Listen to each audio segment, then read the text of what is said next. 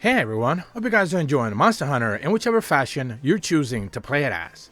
And today we're going to be going over some really interesting news as Ryozo Tsujimoto, the producer for the Monster Hunter franchise, provided us with a couple of details as he hints as to what we could be potentially seeing when it comes to the next mainline Monster Hunter game.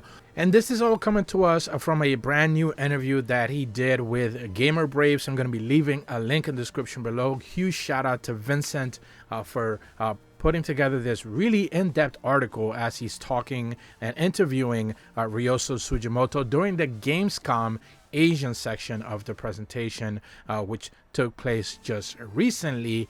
And within it, there's multiple questions, many of which are not necessarily relevant to the topic that I want to really focus on today, where they're talking about basically what's coming up next with the Monster Hunter franchise. So I might make separate videos on that for the future, but for now, I definitely want to delve in deeper and some of the quotes that he specifically said regarding what it is to come. So the questions might be a little bit parsed out, maybe they're disjointed and not necessarily fully connected, but you should be able to get the gist of what Ryozo Tsujimoto is saying.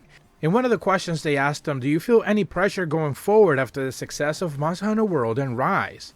Is there a standard the game has set for yourself and the games? Ryozo Tsujimoto mentions that there is zero pressure from the success of Monster Hunter World, and as they stated, what is most important and where to go next with Monster Hunter as a franchise and how the team feels they should take the Monster Hunter where they should take Monster Hunter next. So not really to compare World, but how the series should evolve in the future, depending on what the team decides. Very important little section right there. That's the kind of challenge that they have when making the next game. Whether or not Monster Hunter World will become the standard for the series in general is not necessarily the case. Another very important pointer. It is more so that Capcom as a company has a long history of developing good action games at the core of that. Whether fighting games or something more like Monster Hunter, the concept of making good action games is quite similar. So the team takes the improvements they've made, for instance, of a fighting game, and reflects on how to use the concepts to improve Monster Hunter.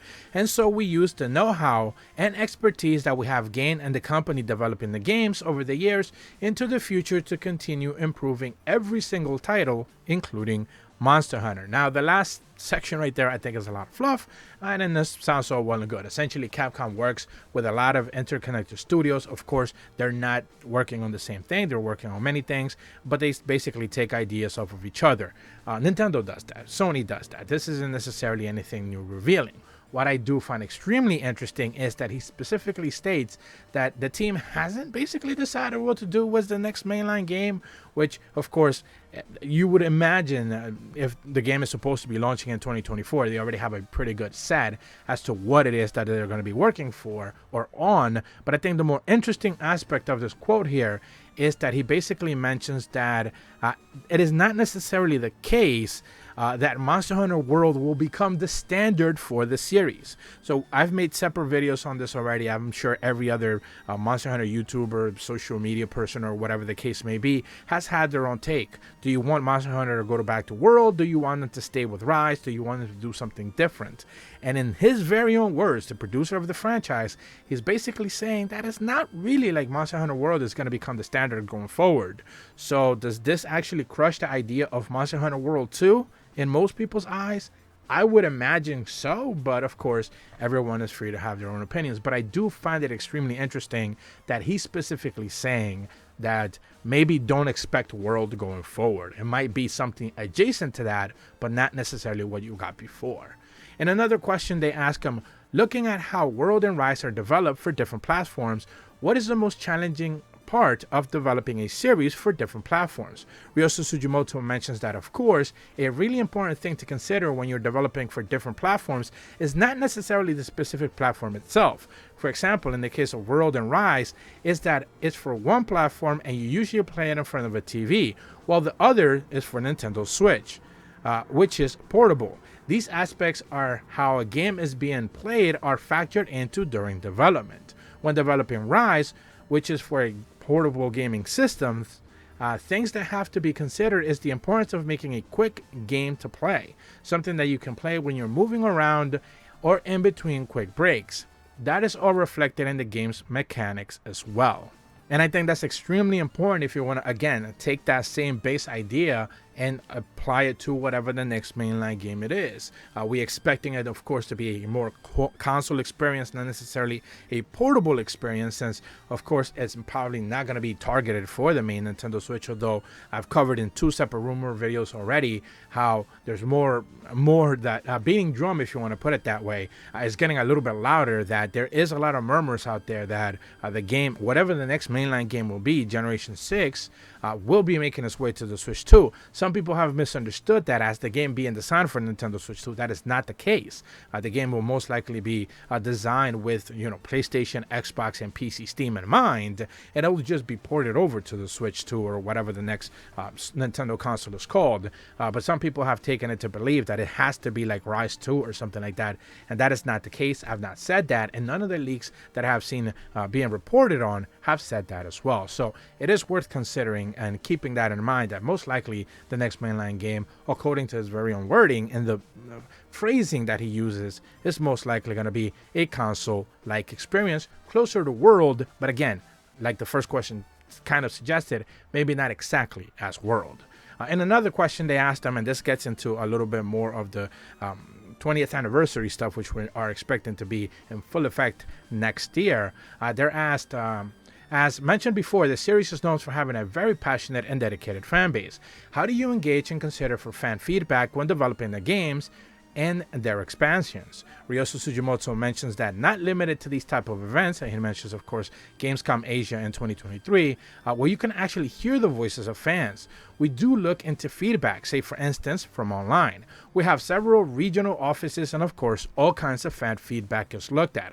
Remember that usually after every single one of their presentations, specifically for Rise and Sunbreak, they were doing like questionnaires and stuff like that, so people could provide feedback. Whenever they dropped a major patch, they were providing questionnaires for you to provide feedback. Capcom has been pretty good at taking in feedback, and I think Sunbreak was a pretty good example, if you want to look at it that way, of players requesting things and from base Rise to make it their way into the expansion, and they certainly did.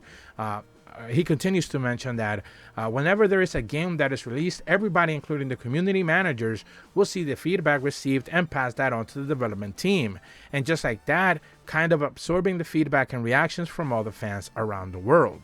My only pushback to that would be, hopefully they listen to all the fan feedback when they request Laggy to be added into the next mainline game, which, even interestingly enough, I don't want to tease my next video, but when I talk about a couple of the other questions that he is targeting, they are asking him about monsters. Ryozo Tsujimoto does hint at a couple of ideas for the next mainline game when it comes to new monsters, which I did find fascinating as well. Lastly, he is again asked about the 20th anniversary. They mentioned that next year Monster Hunter will be celebrating the 20th anniversary. What can fans expect to, especially now that the series is getting so much more attention globally after their major success of World?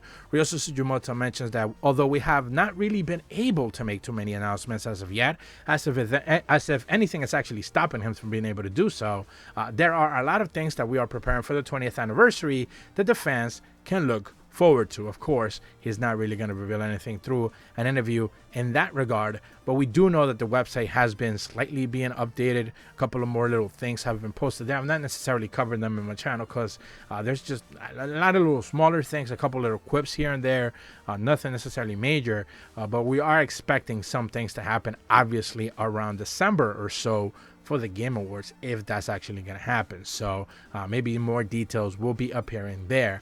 But at the end of the day, I do find it fascinating that even in this interview, he's starting to hint at, and a lot of the answers that he provides, even throughout this entire interview, are kind of like looking forward. A lot of the questions are like trying to pry him to like get him to answer something regarding what the future of the series holds, which is something that I also want to tackle in a separate video as well. And some of his answers are extremely interesting in the way that he wants the franchise to be seen, but also what he's considering to add to the future of the franchise going forward.